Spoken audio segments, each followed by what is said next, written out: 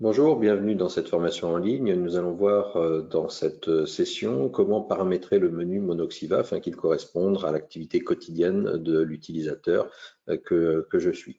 Donc pour paramétrer Monoxiva, il suffit de déployer ici le menu de Monoxiva, d'aller dans l'option paramétrer Monoxiva et à l'intérieur de cette option, nous retrouvons différentes possibilités auxquelles je peux accéder en modification et ces possibilités, la première ici et de venir sélectionner le contenu du menu Monoxiva. Donc on voit ici que j'ai mon agenda qui est actif, mes activités, mes affaires, mes abonnements, mon Oxymail et que activité technique n'est pas sélectionnée.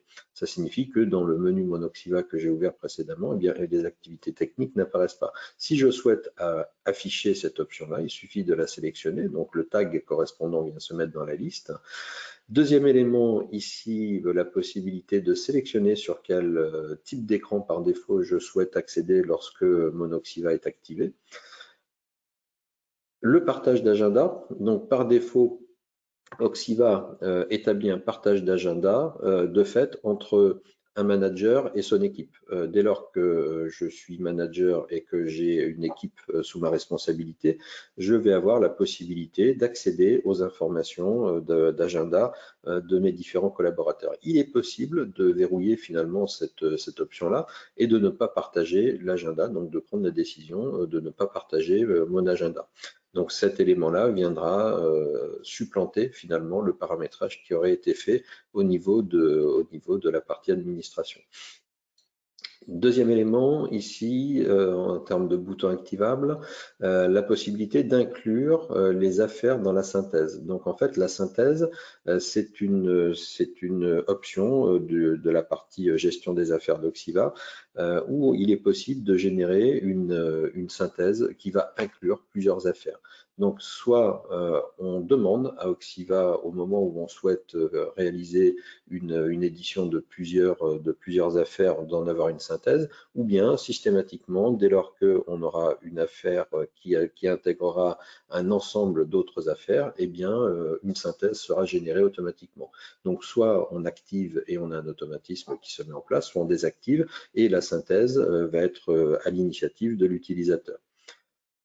Ici, recevoir les notifications par email, si j'active cette option-là, eh bien, tout simplement, dès lors que j'aurai une notification que l'on voit ici dans la barre de notification, dès lors que j'aurai une notification qui apparaîtra, donc qui concernera une activité, une tâche, un rendez-vous échu, eh bien, je recevrai une notification par mail et donc sans être forcément sous Oxiva, j'aurai également accès aux tâches qui m'incombent et à la réalisation de ces tâches à intervalles réguliers. Si je ne souhaite pas recevoir de notification par email, eh bien, je peux le désactiver. Donc, en fait, cette option est activable ou désactivable à volonté. On peut très bien activer cette option-là dès lors qu'on est plus connectable sur l'environnement de travail, de façon à recevoir tout simplement des mails et le désactiver lorsque on a un nouvel accès à la plateforme Oxiva. Je reviens ici dans le menu Monoxiva pour accéder à l'agenda. Et ce que j'évoquais tout à l'heure en matière de partage, donc un calendrier partagé, si je souhaite accéder ici au partage du calendrier de Monsieur Legendre, bien, tout simplement je le sélectionne et je l'active. Et donc Oxiva va partager la fenêtre automatiquement en fonction du nombre d'utilisateurs et du nombre de calendriers qui vont être partagés.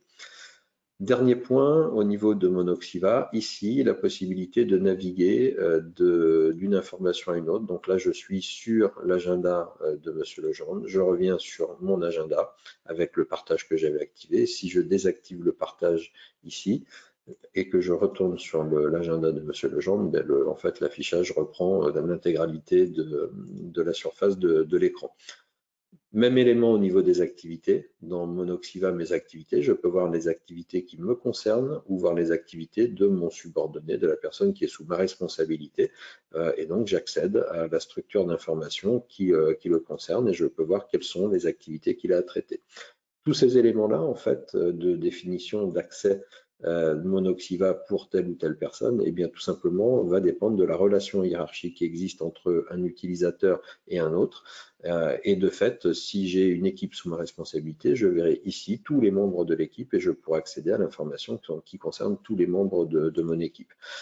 Dans Oxiva, il existe également des possibilités de paramétrage transverse, c'est-à-dire de sortir de la hiérarchie habituelle pour accéder à des activités ou à des agendas qui sont des éléments de personnes qui ne sont pas forcément sous ma responsabilité.